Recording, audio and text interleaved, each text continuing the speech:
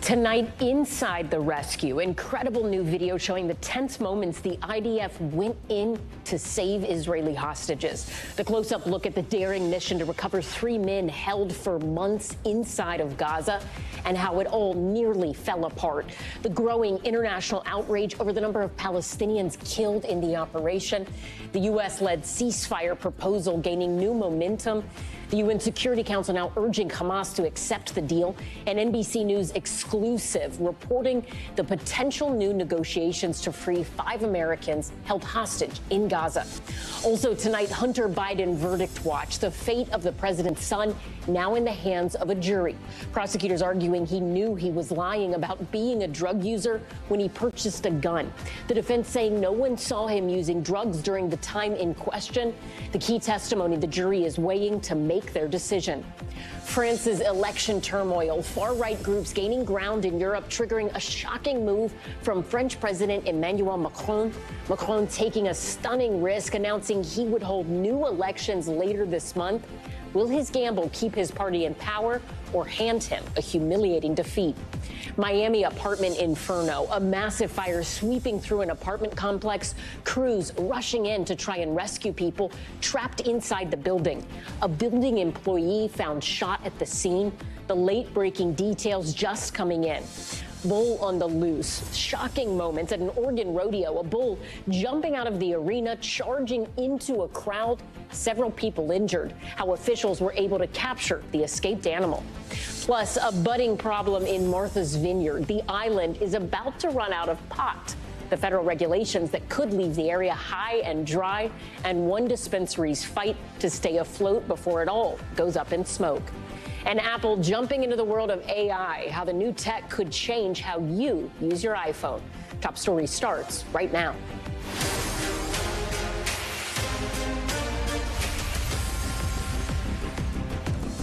Good evening. I'm Ellison Barber in for Tom Llamas. Tonight, a new look at Israel's hostage rescue operation. Israeli authorities releasing dramatic video of the moment they raided an apartment in Gaza, finding hostages inside.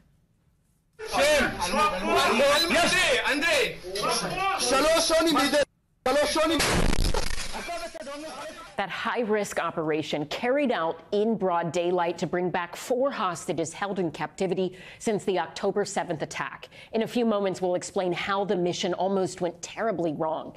Back in Israel, tears of joy and emotional moments of celebration as the hostages reunited with their families. But the raid leaving families in Gaza in mourning. More than 270 Palestinian civilians killed, according to Gaza's health ministry, and sparking global outrage over the bloody operation and wide-scale destruction.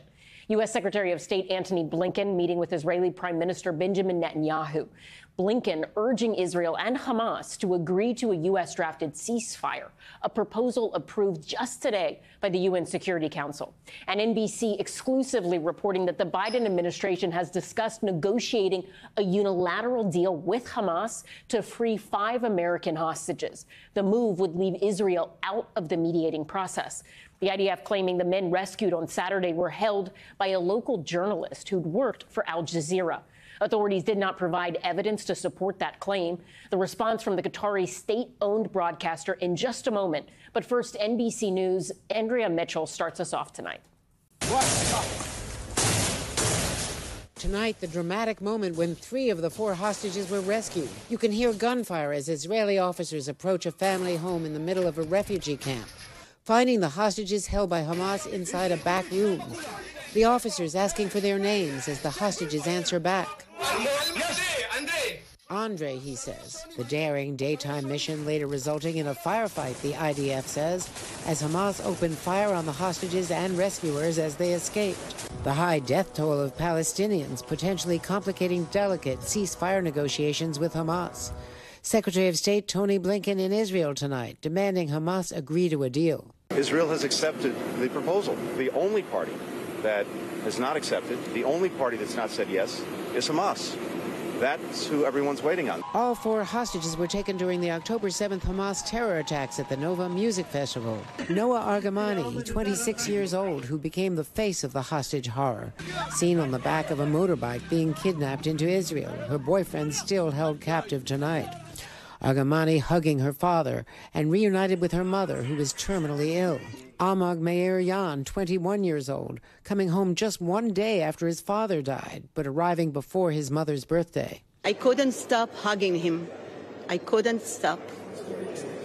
And tomorrow is my birthday, so I got my present. Thank you. 40-year-old Shlomo Ziv and Andrei Kozlov, 27. Falling to his knees when he was reunited with his mom. But while there's celebrations in Israel, in Gaza there's mourning.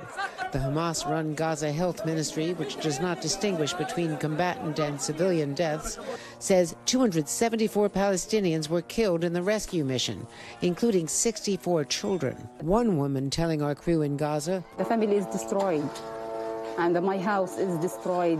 This is NBC News reporting exclusively. The U.S. is discussing a dramatic new move if ceasefire talks fail, making a unilateral deal with Hamas to release the remaining American hostages, negotiating through Qatar and without Israel, according to two current and former senior U.S. officials. My number one priority as Secretary of State is to ensure the well-being of Americans who are in harm's way anywhere in the world. If that's your top priority, wouldn't indirect talks for the Americans at least bring those Americans home, or possibly? The most effective way to do that, to achieve that, to actually get them home, is through the proposal that's on the table. So let's see if we get an answer from Hamas. Meanwhile, Prime Minister Netanyahu has still not publicly backed the deal and is now facing more intense pressure from his far right to reject it. Allison. Andrea Mitchell, thank you. For more on that hostage rescue operation and the other developments out of the region, I want to bring in NBC News international correspondent Matt Bradley. He joins us now from Jerusalem. Matt, let's go back to that daring daytime raid, because the videos, the stories around it, it's a lot to take in. These hostages, they were not found inside of Hamas tunnels, but instead they were found inside of apartment buildings. At least some of them were in a refugee camp, right? That would naturally, typically, and given the space inside of Gaza, mean that there were civilians nearby, civilians impacted by this. Can you talk to us a little more about the toll of this operation on Palestinian civilians? Yeah, well, the Palestinian Ministry of Health in the Gaza Strip have said that at least 274 people were killed, maybe nearly 700 were injured, and among those dead there were dozens of children. And you're right, they were found inside what looks like what was a Nusayrat refugee camp. It was a residential area, so it was surrounded by civilians, women, children who are walking around. So this was a situation where it looks as though, yes, the rescued hostages were being hidden among a civilian population, as you said, not under military installations, which don't really exist in the Gaza Strip. There are no Hamas formal military installations, and not under those tunnel systems where a lot of the other hostages were either held or are thought to have been held. Another headline coming out of the raid in a social media post, Israel alleging that 3 of the hostages were held in the home of a journalist who contributed to Al Jazeera. What is the network saying about that allegation tonight, and what more do we know about what allegedly his ties were here? Well, this is something that goes back to a lot of the enmity between Israel and Al Jazeera, a network that they recently banned and even raided some of their equipment recently, just in the past couple of weeks. So this kind of puts pay to some of the allegations about Al Jazeera that the Israelis have been making, not just in the last couple of months, but for years. But, you know, now Al Jazeera is distancing themselves from this man. They're saying that, yes, he had contributed at one point. He was a one-time contributor, and he contributed to a lot of other publications. The fact that the Israelis are zeroing in on this Al Jazeera connection is, again, a lot about the history between Al Jazeera and Israel. A lot of people still inside of Gaza needing basic supplies and aid tonight, and NBC News has new reporting on the status of the U.S. military's pier off of the coast of Gaza. What can you tell us about that? Well, it sounds as though that pier hasn't actually been taking in any actual, goods for a couple of days. And this was something that, the pier had been severed from the coastline because of bad weather for several weeks. This is, a military installation that was installed without putting U.S. boots on the ground. And that was very deliberate. So this is kind of something, that was essentially attached from the sea onto land, and it's been a focus of much speculation, of much concern.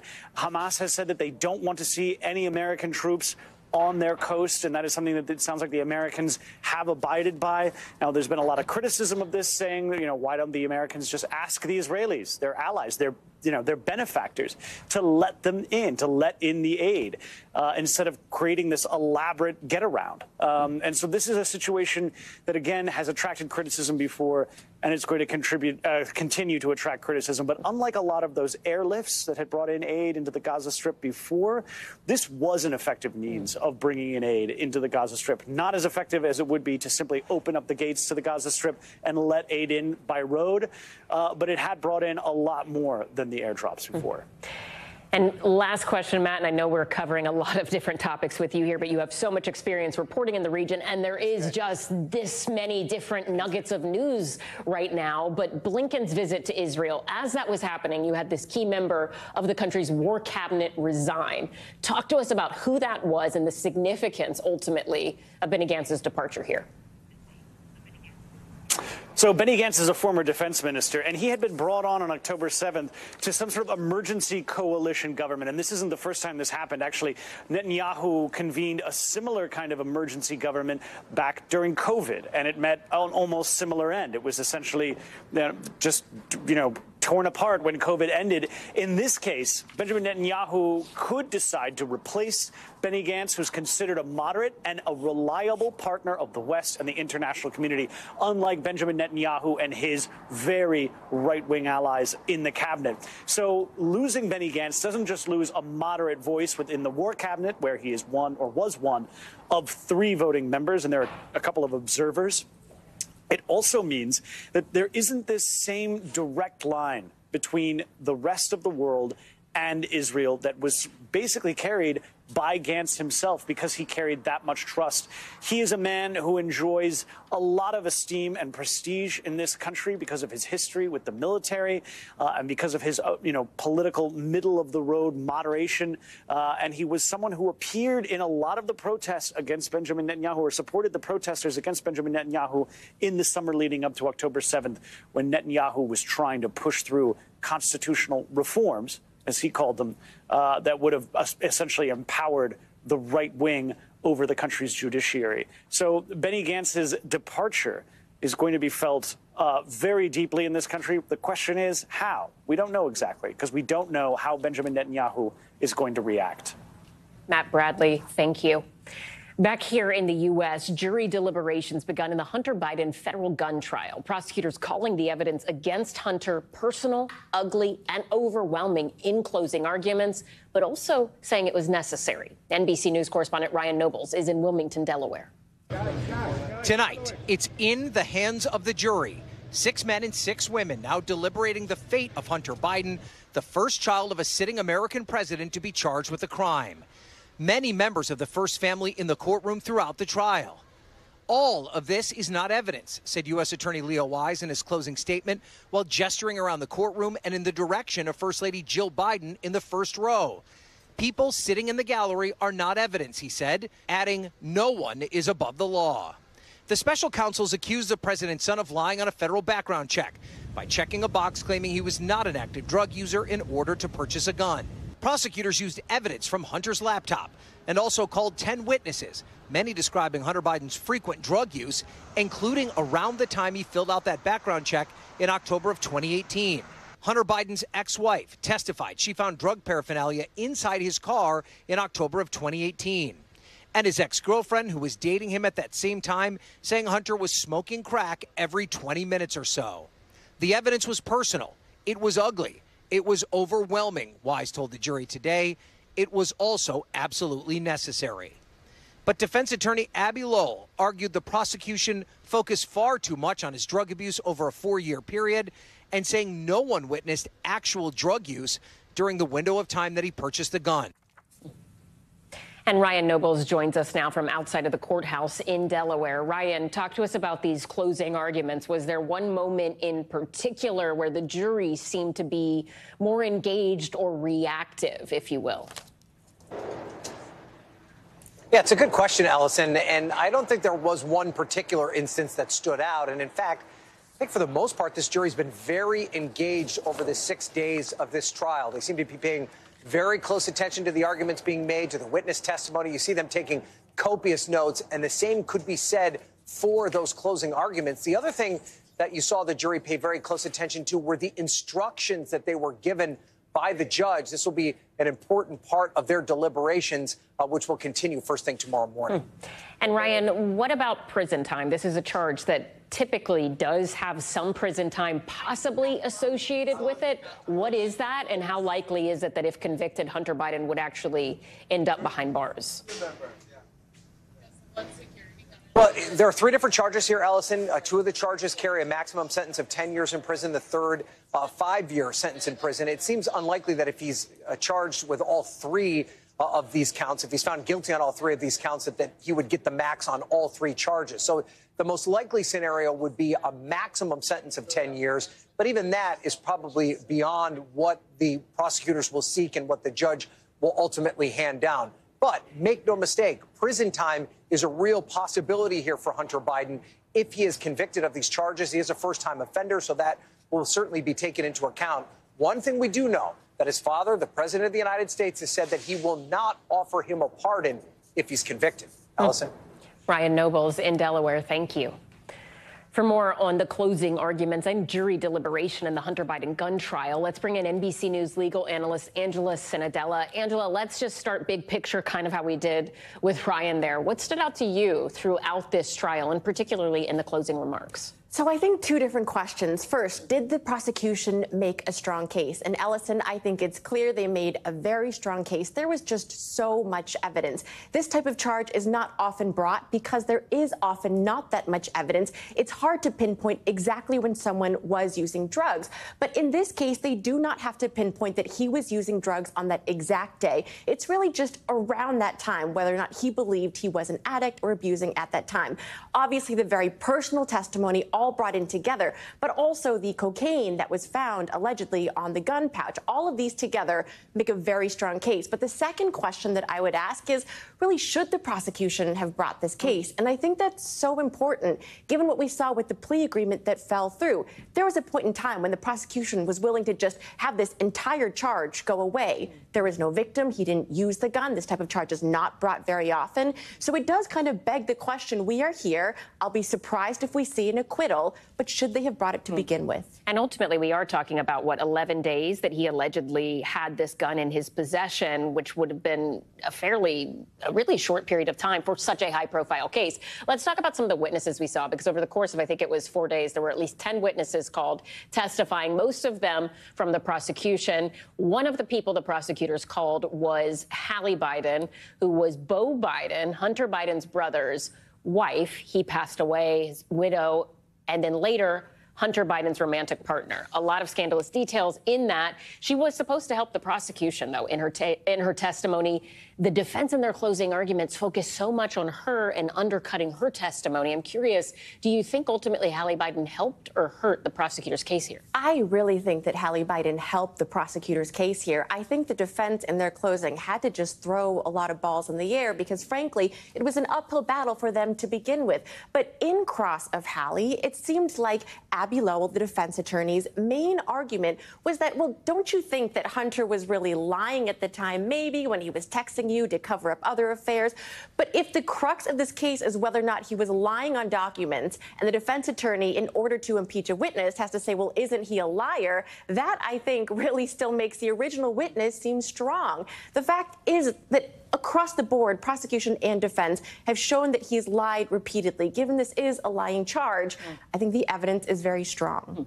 And what did you make of Naomi Biden's testimony? That is one of Hunter Biden's children. She was called by the defense. Did she help or hurt the defense? So I think at the beginning she did help the defense. I do think she was very caught by off guard, by surprise, with the questions on cross about the text messages that she had sent to her father. I think that did really hurt.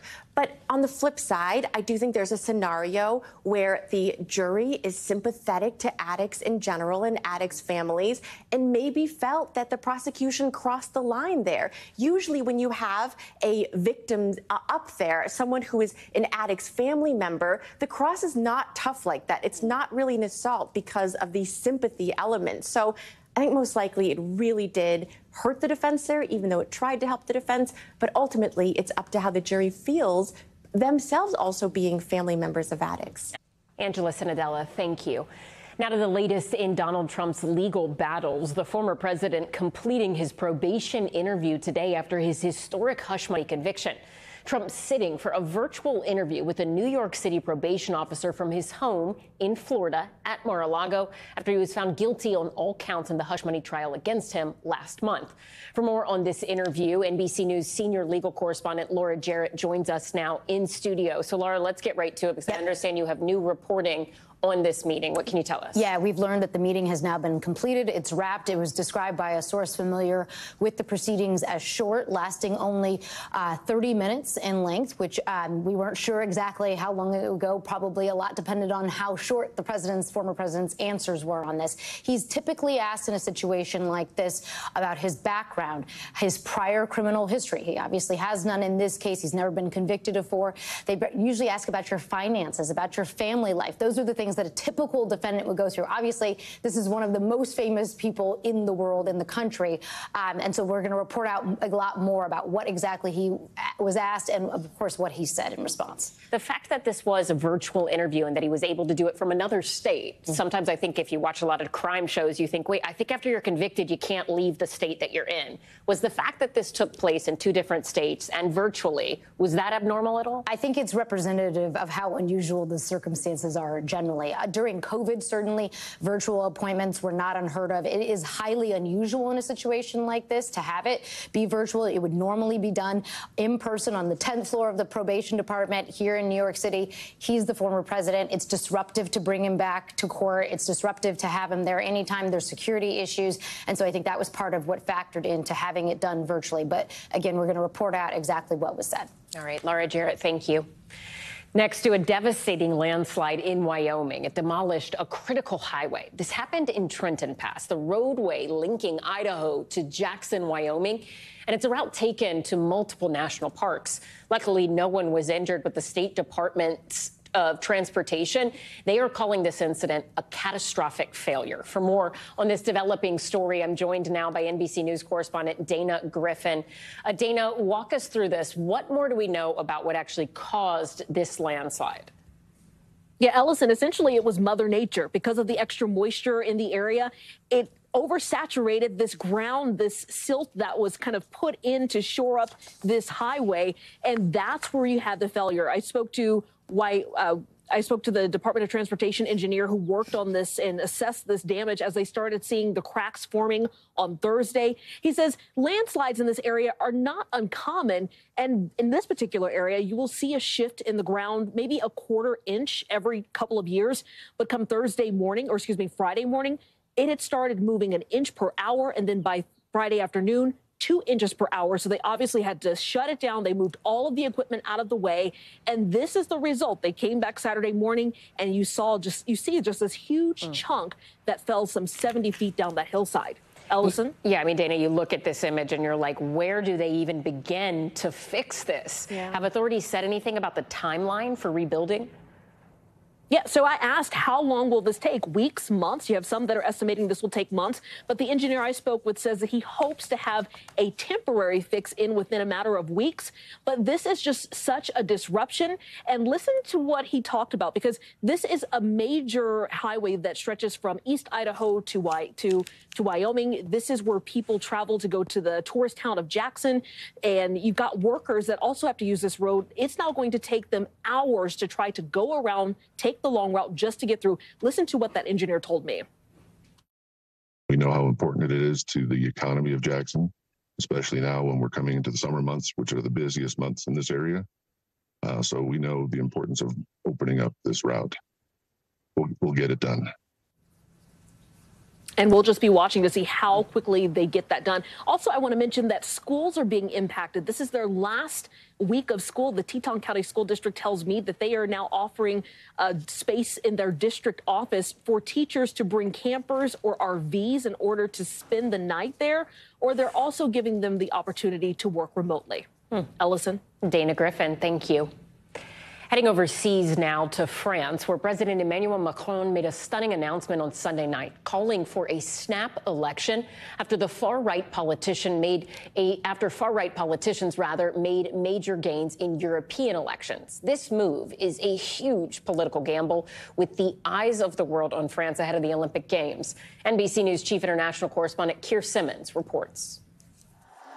French President Emmanuel Macron, famous for risk-taking, just pulled the pin on a political grenade, calling a snap election for early June, weeks before the Olympics, throwing down the gauntlet to the French far right, hours after Macron stood with President Biden to remember D-Day and the fight against Hitler during the Second World War.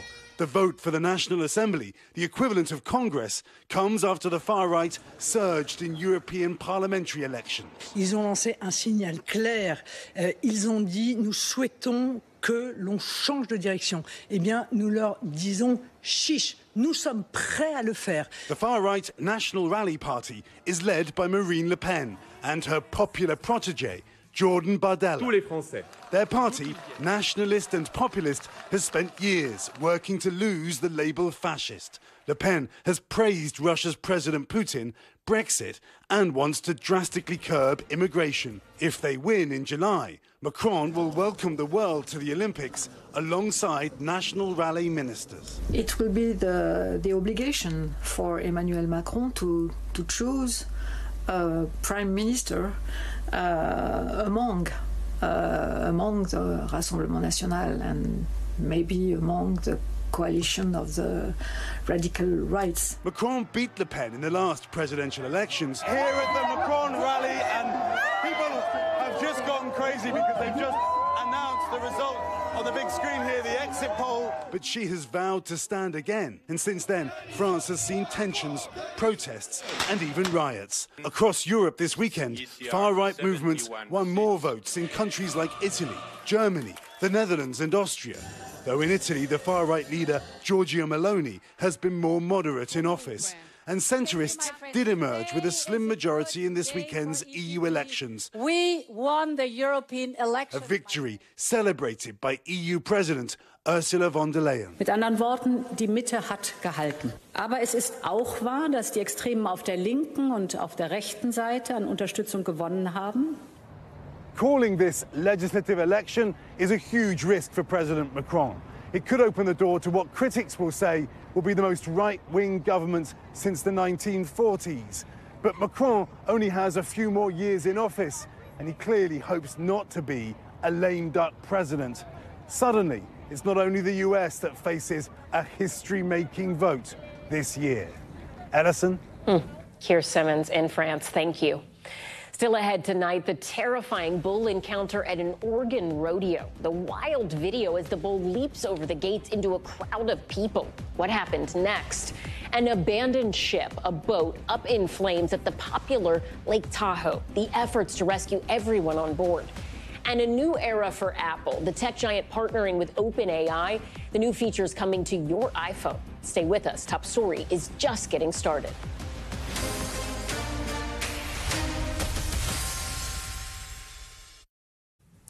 Back now with a frightening bull escape out of Oregon. Cell phone video shows a rodeo bull on the loose after hopping an arena fence and into the crowd. Several people were hurt.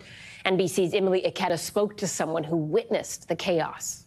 A terrifying scene at a packed rodeo in Sisters, Oregon over the weekend. It happened during the final event of the night in front of a crowd of thousands. That's when a full-size bull nicknamed Party Bus jumped over a fence, instantly causing chaos in the stands.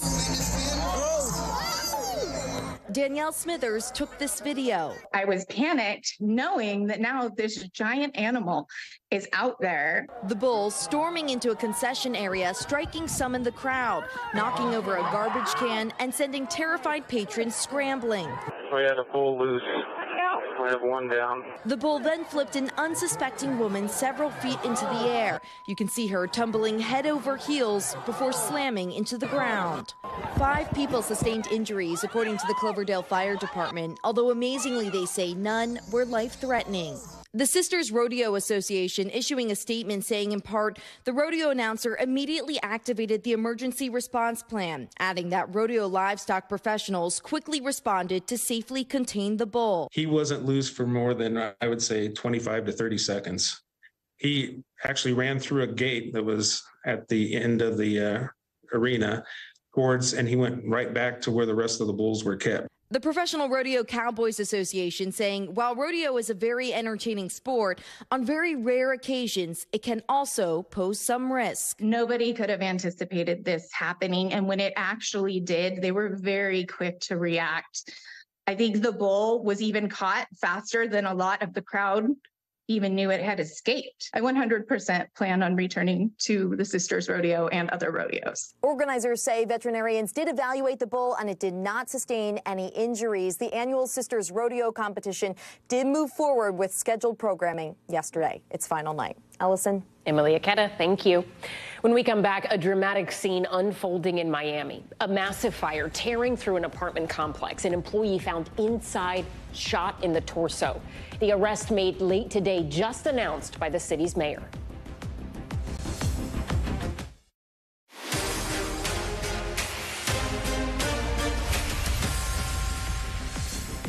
We're back now with Top Stories news feed, starting with the man arrested for shooting a man and starting a massive apartment fire in Miami. Aerial footage shows thick black smoke billowing from the complex as flames engulf 2 buildings.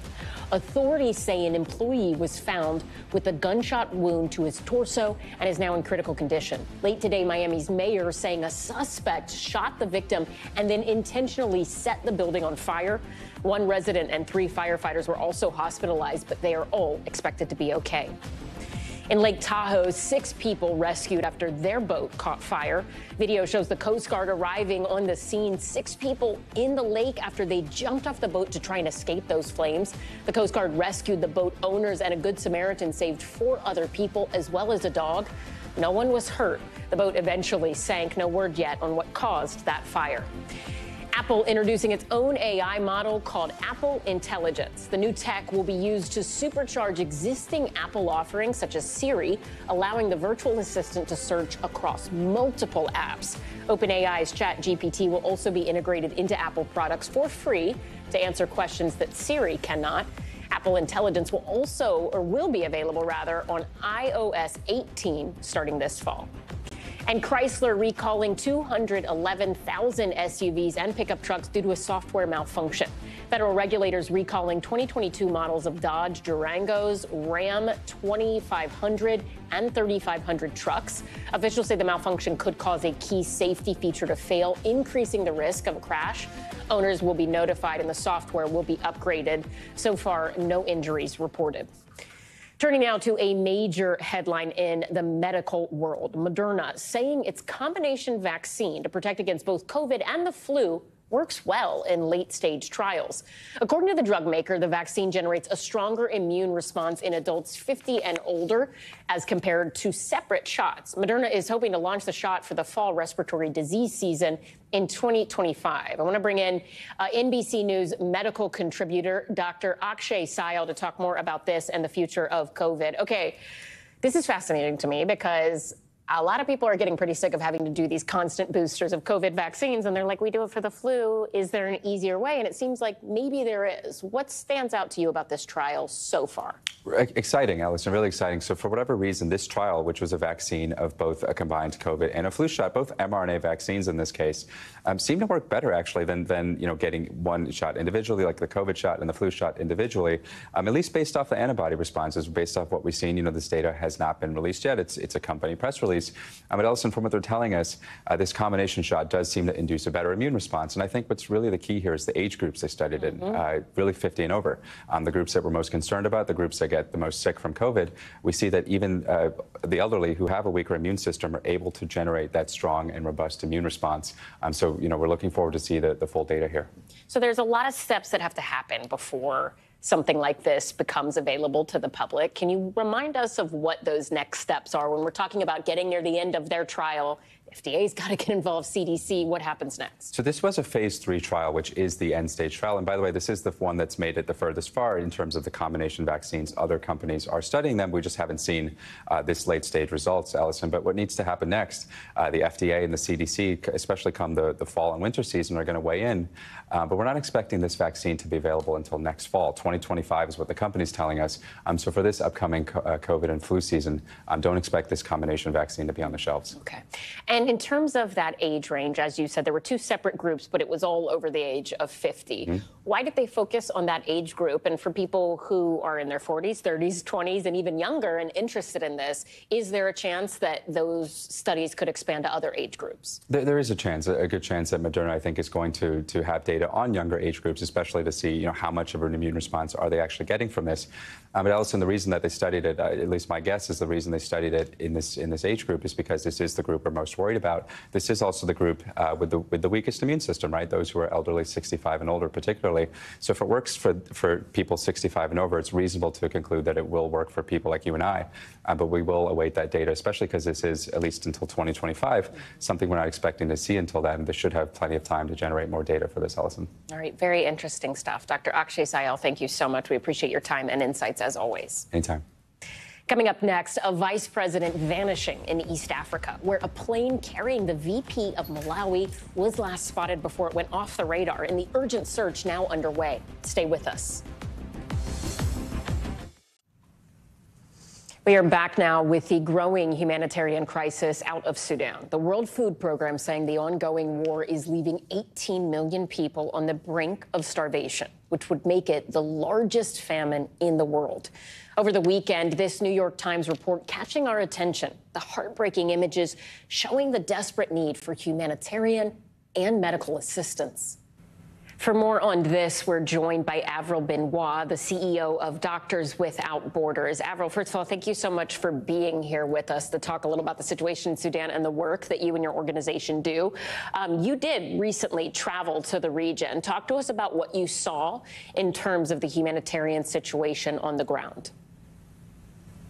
Well, I traveled to central Darfur, and it's one of the many Darfur regions where you have so many displaced people. Many of them came under attack because of their affiliation with ethnic groups that are identified as non-Arab. So for the most part, the Masalit people. And in these areas, you have hospitals that were looted, widespread sexual violence, villages burned, widespread attacks. And this is just one area in an entire country which has now erupted in war for more than 1 year, displacing 10 million people now is the latest count, killing 14,000 with widespread malnutrition to the brink of famine. And so what I saw in central Darfur, it was just a small glimpse of the broader problem, which is that this is a country that has been enveloped by complete chaos, violence, and war.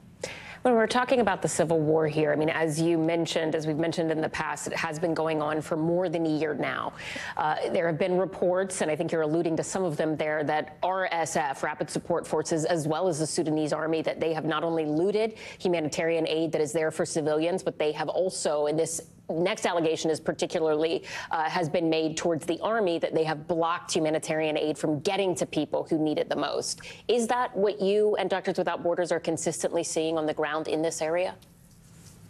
This is what has been going on, and it's just horrific. So just a couple of days ago, South Hospital in El Fasher, which is the capital of North Darfur, was stormed by RSF after many days of fighting, during which time we had downscaled the staffing at the hospital. We had evacuated a lot of the patients, but they stormed the hospital, opened fire inside the hospital, looted, took equipment, took just about everything they could grab, stole an ambulance also. There were 10 patients there, among others, staff and caretakers. They managed to flee, although we don't know the entire count of how many might have been injured or killed in this assault.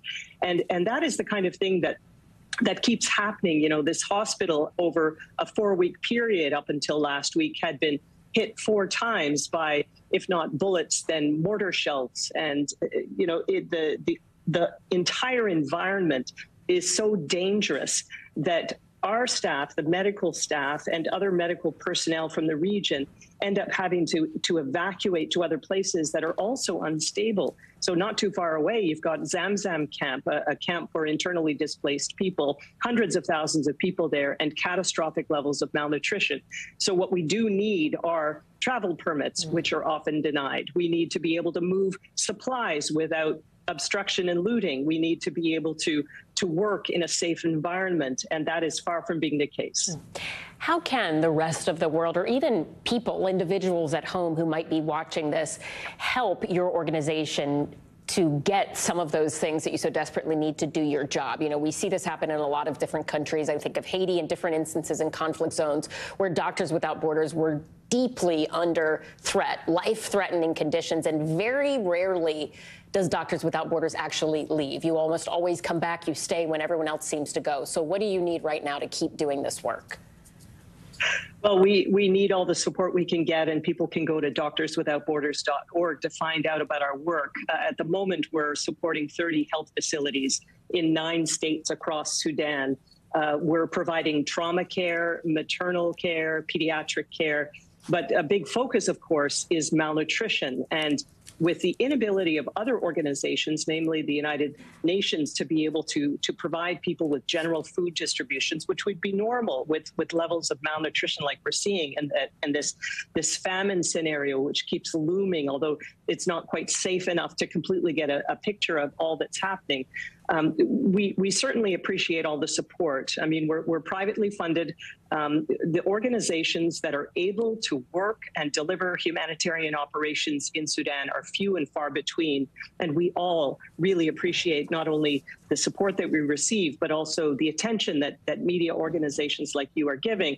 Because, of course, international journalists are also denied travel permits and visas to be able to enter the country and to be able to report on this catastrophic war in Sudan. And look, let's be honest here. This is a situation where the U.S. media and the international media hasn't devoted a ton of time to reporting on what's happening here. We saw this cover on the New York Times, a photo that startled a lot of people, but this has been going on for more than a year. Why do you think the world, the U.S., media organizations, whoever, why do you think people are not paying more attention to what's happening in this region and to Sudan? Well, we can certainly speculate, and the groups in Darfur who are targeted, non-Arab, identifying themselves as Black, the ones who at the levels of 600,000 are in Chad in refugee camps, they would say, well, it's because we're poor, we're Black, nobody cares about us. But I think the other factor here is that you have 2 warring parties, the Sudanese Armed Forces and the Rapid Support Forces, and it's not as polarized as other conflicts where your average news watcher is going to say, okay, these are the good guys, these are the bad guys, these are the ones I support. It's all so messy. They have all of the fighters, and including Janjaweed, who've been enlisted, various militias that have taken sides. They have all perpetrated what we would call atrocities, war crimes, crimes against humanity. And so it's not easy to see anything but just a mass of violence. And it's hard to penetrate that. And if you don't get those stories of the individual people, the staff who are running hospitals, like the surgeon who's performing a cesarean section when a group of RSF fighters decided to come along and loot the hospital. They take away the generator, which is powering all the machines to keep the patient alive who's having the C-section. And the doctor, the surgeon, is pleading with them, just give me a few minutes. I have to finish this up. She will die if you take away this solar panel and the generator. And no, they just up and take it. So that just the level of venality, of cruelty is hard to wrap our heads around. And I think that's one of the reasons that we just, it's instinctive. There's so many awful things going on in the world that we sometimes we opt to look away. And of course, Doctors Without Borders, other humanitarian organizations don't have an option to do that. Avril Benoit, thank you. We appreciate your time and insights. Now to Top Stories Global Watch and a sad update tonight. The British TV doctor who disappeared last week on a trip to Greece has been found dead. Footage showing rescue crews carrying Dr. Michael Mosley's body off of the Greek island of Symi. Authorities say he was found dead Sunday among rocks after a 4-day search. His wife saying he took the wrong route on a hike and collapsed. The vice president of Malawi missing after his plane failed to make its scheduled landing. Malawi's president saying the military plane carrying Vice President Saulos Chilima and 9 others went off the radar on a flight from the country's capital to Mzuzu Airport. Search efforts are ongoing. Chilima was facing corruption charges that were dropped by prosecutors last month. When we come back, the battle over marijuana on Martha's Vineyard, why the island is expected to run out of legal weed before the end of the summer, and the fight underway to allow new supply in before its cannabis industry goes up in smoke. That story is next. Back now with a growing problem for the marijuana industry on Martha's Vineyard. Dispensaries warning the island's weed supply could run out by the end of summer as the sole cultivator closes up shop. And regulators say it's illegal to transport the drug across the ocean. One small business owner there now fighting back with a lawsuit. Tonight, a budding marijuana problem in one of the wealthiest enclaves on the East Coast. I'm on the brink of going out of business. Retailers on Martha's Vineyard warning the island's supply of cannabis could soon run dry. I started the effort to bring safe and responsible cannabis to the community. Jeff Rose is the owner of Island Time on Martha's Vineyard, one of 2 dispensaries on Martha's Vineyard that sells medical and recreational marijuana, which Massachusetts legalized back in 2016. He says he was forced to temporarily close his business after Fine Fettle, the only grower on the island, decided to close its Martha's Vineyard cultivating site. And what he had in stock is now sold out. At first, Rose tried to bring in new supplies from the mainland. The regulations were never written to think about transportation over the water. But the state's Cannabis Control Commission says that transporting the drug across the ocean, either by plane or boat, could violate federal laws. We're in a bit of uncharted territory right now. So there are some state waters. There are also majority of federal waters, but we're also dealing with a substance and a product that is also not federally legalized as well. So it's a really complicated dynamic right now. Fine Fettle, which also owns the island's last operating dispensary, says it will close up its shop too when supplies run out in September. We sell more than enough product year round in our dispensary. It is simply, it costs so much in our cultivation for us to keep afloat. Chloe Loftfield is the general manager of the company's Martha's Vineyard dispensary and the holder of a medical marijuana card.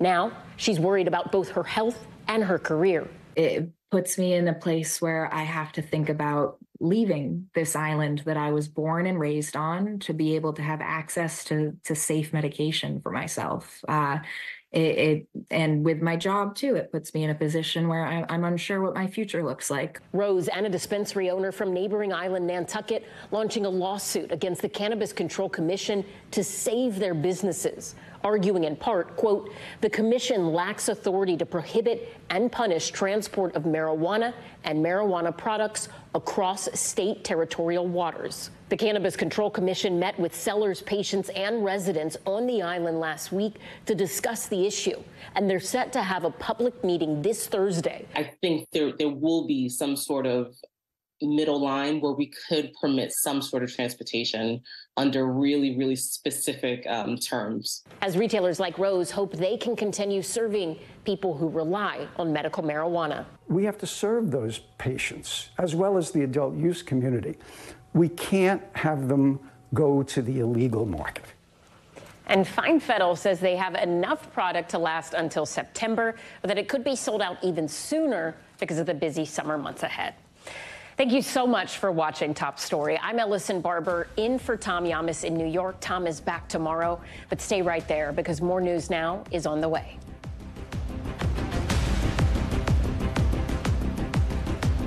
Thanks for watching. Stay updated about breaking news and top stories on the NBC News app or follow us on social media.